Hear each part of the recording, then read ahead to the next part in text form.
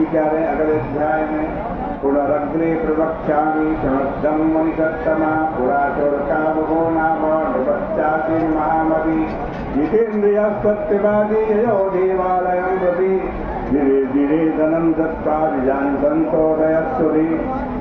आगे की कथा बताता हूँ। प्राचीन काल में कुलकामुक नाम का राजा था, बड़ा बुद्धिमान था, जितेंद्रिय था, सत्यवादी था। प्रत्येक दिन भगवान के मंदिर में जाता और ब्राह्मणों को बहुत सा धन देकर संतुष्ट किया करता था। उसकी पत्नी भी बड़ी सुंदरी थी, कमल के समान उसका मुख था, पतिव्रता थी। एक बार राजा और रानी दोनों भद्रशिला नदी के तट पर बैठकर भगवान सत्यनारायण का व्रत और भोजन कर रहे थे। उसी समय व्यापार के लिए बहुत सारे धन से भरी हुई नौका के साथ वहाँ एक साधु नाम का वैश्य आया और उस राजा को व्रत में दीक्षित देखकर ये भी पूछने लगा। साधु ने उस राजा से पूछा, इदं कुरुते राजन् भक्ति युक्तेन चेतसा प्रकाशं कुरुतः सर्वं श्रोतुमिच्छामि साम्प्रतम्। हे महाराज, आप भक्ति युक्त चित्त से ये क्या कर रहे हो, मुझे बतलाओ, मैं सुनना चाहता हूँ। राजा ने कहा, मैं संतान की प्राप्ति के लिए अतुल तेजस्वी भगवान श्री सत्यनारायण जी का व्रत और भोजन कर रहा हूँ। ये जानकर साधु नाम का वैश्य बड़ा प्रसन्न हुआ। राजा से कहा, महाराज, इस व्रत को करने से निश्चित संतान की प्राप्ति होगी, मैं भी इस व्रत को करूंगा। आप इस व्रत का सब विधि विधान मुझे भी बतला। राजा से व्रत का सारा विधि विधान जानकर ये साधु नाम का वैश्य अपने घर में आया। जाकर अपनी धर्मपत्नी लीलावती को कहा, देवी, आज तो एक संतान प्राप्ति वाला व्रत सुन करके आया हूँ। लीलावती ने कहा, शुभस्य शीघ्रम, जो शुभ काम हो उसको तुरंत कर लेना चाहिए, चलो व्रत करते हैं। कहता साधु नाम का वैश्य, थोड़ा धैर्य तो रख देवी, जब घर में कोई संतान होगी तब व्रत करेंगे।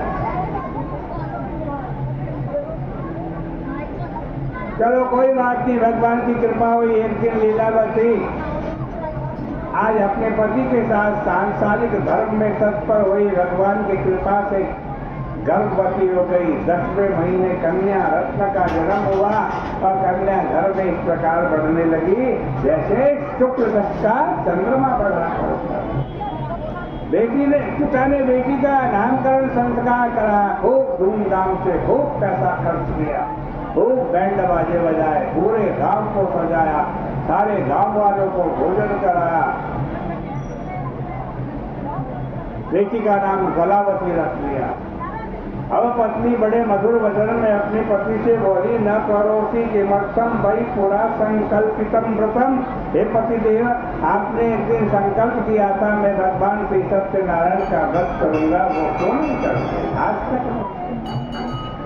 साधु नाम का वैश्य बोला, ओ देवी, व्रत करना तो मैं भूल गया, लेकिन अब क्या करूं? अब न तो मेरे पास पैसा है और न समय। ये साधु नाम के वैश्य की कथा नहीं, आपकी और हमारे जीवन की भी कथा। हम भी तो यही करते हैं, जब अपनी मौज मस्ती का काम होना तो उसमें खूब पैसा खर्च करेंगे, खूब समय भी लगाएंगे हर एक काम। अब तो हर जगह मौज मस्ती ज्यादा होती है, धर्म का काम बहुत कम होता है। कथा कराओ और नाच गाना पंडित जी ने नहीं कराया तो कहता इसको कथा का राज करनी नहीं आपको। नाच गाना डांस खूब ऑर्केस्ट्रा बजवा करके नचा दो तो कहेंगे बहुत बढ़िया कथा हो। भैया ऐसा मत करो।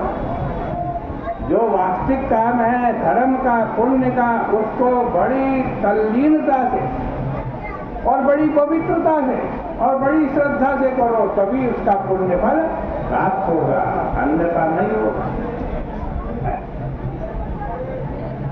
देखो हमारा धर्म शास्त्र क्या कहता है, नीति शास्त्र कहता है कि देखो जब तुम्हें धन कमाना हो या विद्या कमानी हो तब क्या सोचना चाहिए, और जब धर्म कमाना हो को क्या सोचना चाहिए?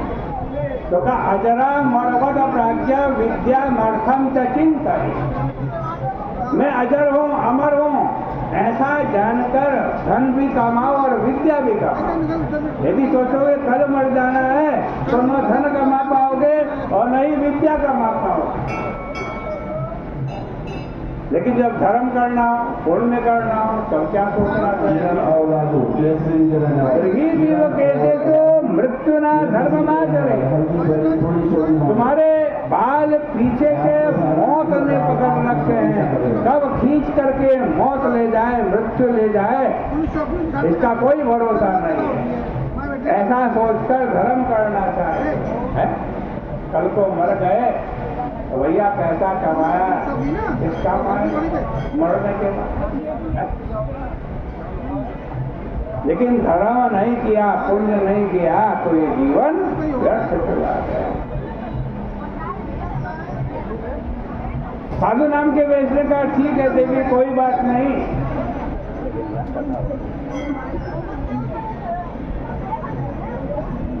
जब बेटी का विवाह होगा तब व्रत करोगे। ऐसा कहकर अपनी पत्नी को व्यापार करने के लिए चला।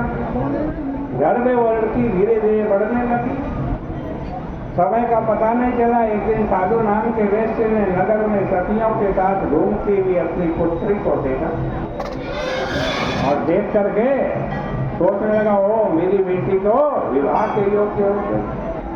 अपने दूतों को बुलाया, कहा जाओ मेरी पुत्री के लिए योग्य वर खोज करना। दूत समीप में कांचनपुर नगर था, वहां गए, वहां से उस बणिक की पुत्री जिसका नाम कलावती है उसके योग्य वर खोज करके ले आए। साधु नाम के वैसे में भी अपने बंधु बांधव जाति के लोगों के साथ मिलकर विधि विधान से अपनी पुत्री का कन्यादान कर दिया। लेकिन ततो अभाग्यवशात् तेन विस्मृतं व्रतमुत्तमम्, लेकिन दुर्भाग्य से उस समय भी व्रत करना भूल गया। अब तो भगवान नाराज हो गए, विवाह के समय व्रत नहीं किया।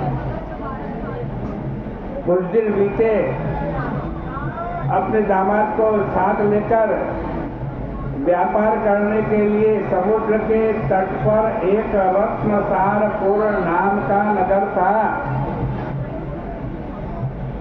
वहां चला गया, व्यापार करने लगा।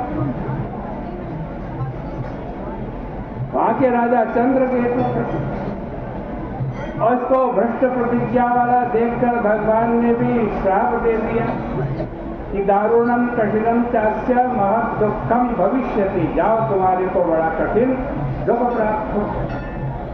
एक दिन के बाद राजकोष से आज धन चुराकर कुछ चोर भाग रहे थे, उनके पीछे राजा के सिपाही पड़ गए। अपने पीछे राजा के सिपाहियों को आता हुआ देख करके वो चोर घबराए। रास्ते में ये दोनों बैठे थे, इनके पास सारा धन भेगा, चोर तो भाग गए। पीछे से राजा के सिपाही आए, राजकोष का धन इनके पास पड़ा हुआ देखा, इनको चोर समझ लिया, हथकड़िया बेड़िया डाली, राजा के पास ले गए। ये बहुत कहते हैं महाराज हम चोर नहीं है, हम तो आपके राज्य में व्यापार करने आए हैं। लेकिन मायया सत्यदेवस्य न श्रुतं कैस्तयोर्वचः, भगवान की माया के कारण कोई भी बात की नहीं सुनता। राजा ने उनको कठोर कारागार में डाल दिया, जितना धन था वो भी छीन लिया और घर में भी बड़ा दुख हुआ। जो घर में धन था कुछ आधी व्याधि में नष्ट हो गया, कुछ चोर चुरा करके ले गए। अब तो माँ बेटी अन्न और धन की चिंता में दर दर भटकने लगी। एक दिन की बात, सायंकाल का समय था। कलावती जो थी बड़ी भूखी थी, एक ब्राह्मण के घर में देखा घंटी बज रही है, शंख की आवाज आ रही है, वहां चली गई। वहां देखा तो वहां भगवान सत्यनारायण की कथा हो रही है। बैठ गई, कथा सुनी, प्रसाद लेकर के घर में आई। घर में देर से पहुंची, माँ को बड़ी चिंता होती है, पूछने लगी बेटी क्या बात है, तेरा पति भी घर पे नहीं है, तो इतनी देर तक घर से बाहर रहती। करावती ने कहा मैया ऐसी कोई बात नहीं है, समीप में एक ब्राह्मण का घर है, वहाँ सभी मनोकामना पूर्ण करने वाला व्रत देख करके आई हूँ, देखो प्रसाद भी लाई हूँ। बेटी के हाथ में देखा कबार है, केले के फल पड़े हुए, चरणामृत है, तुलसी का पत्ता पड़ा है। तुरंत अपने पति का संकल्प याद आ गया। आज जितनी अपने घर की बची कुची सामग्री बेची, उससे भगवान के पूजन की प्रसाद की सामग्री खरीदी, आज कहते घर में बंधु बांधव को बुलाया, बड़ी श्रद्धा भक्ति पूर्वक भगवान श्री सत्यनारायण जी का व्रत और पूजन किया।